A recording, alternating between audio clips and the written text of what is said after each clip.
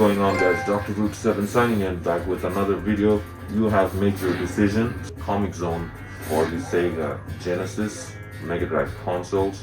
We're going to tear up some comic book panels, beat the crap out of our own creations in Test 1, 2. Sega!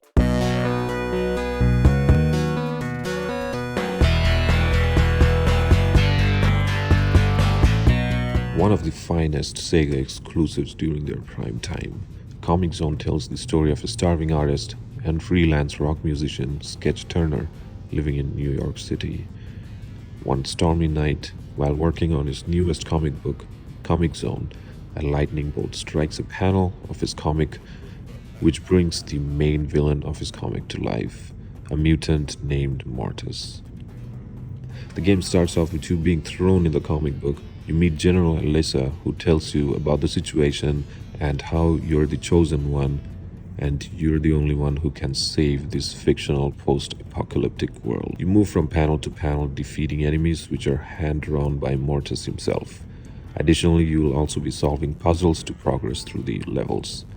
There are items that you can pick up. At most, you can keep 3 items at your disposal. You got your trusty rat, Roadkill, who can shock enemies and stun them while you beat the crap out of them. And also, he can reveal secrets by tearing off sections of pages. He can also help you with your puzzles by flicking switches. He does this cute squeak, but don't let him get hit too hard too many times by the enemies, or else he's going to roll off from the page and you'll lose him.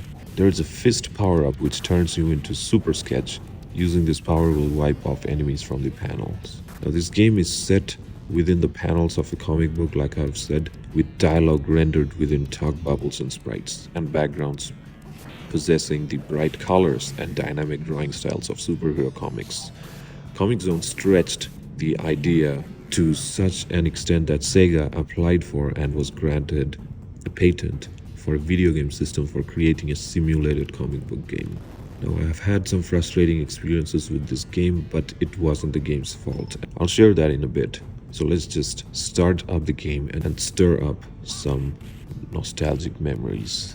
Alright, time to play some ComixZone. It's an impressive looking game, still holds up great to this day. It was a Sega exclusive. This was one of their original creations, and it's impressive, looks amazing, and the idea at that time was freaking something like different, you know. I had some bad experiences with this game to begin with, because it was not the fault of the game though. The game was awesome. The game is freaking amazing, but the problem was with my console. Since I owned a knockoff of the original Mega Drive system, I didn't even know until later.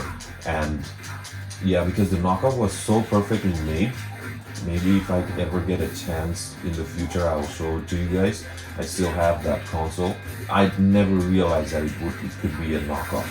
It was my uncle who bought me this cartridge, and this game used to be weird. Like, it used to reset itself. At the end of this whole section, it used to get reset. So I used to get frustrated. I remember those afternoons where I loved to play this game, because this game was awesome. I mean, I used to get frustrated. My mom used to be like, you know what, have some faith, maybe it's gonna work. But it never used to, until one day when my friend said, why don't you borrow one of my, he owned actually 2 consoles, 2 Sega Mega Drives, told me that you just get it, try it out and see if it works, because it doesn't make sense. My cousin used to tell me that, oh, that's the way how the game is. If you're not playing it proper, the game would reset. I'm like, what kind of stupid thing is that? Like, how would you know if you're playing a game properly or not? It's a beat 'em up game where you would solve puzzles and that's it, you know.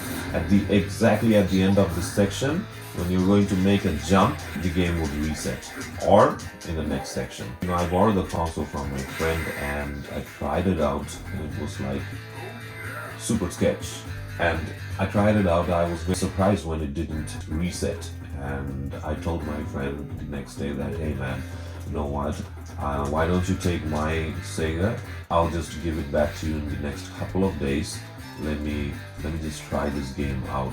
He was like, yeah, that's fine, no worries. Surprisingly, he was facing an issue with one game as well. I think it was Alien 3 that always used to get stuck on the main screen. The thing about these knockoff consoles is that they were hardware emulations, if I'm not wrong. So they would work, 99.9% of the games would work, except some of them due to whatever technicalities. Those were frustrating times. However, not the fault of the game. The game was awesome. The game still is awesome.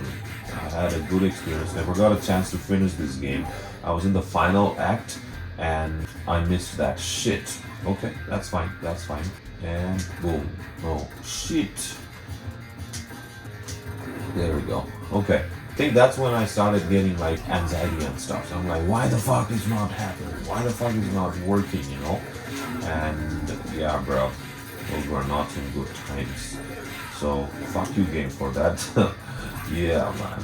But you're an awesome game, awesome title. ComixZone. Yeah, bro. Alright guys, so that was ComixZone for the Sega Mega Drive Genesis systems. If you enjoyed this video, you know what to do. Make sure to drop in a like and subscribe. Thank you for all of those votes. Really means a lot to me. I'm gonna make another poll. However, before that, I want to share one particular game that I have selected. So I'm going to post that. While doing that, I'm going to make another poll of the next video or the next game that I should be covering. So I'm going to be seeing you guys on the next video pretty soon. And yeah, Dr. Root 7 signing off. Peace.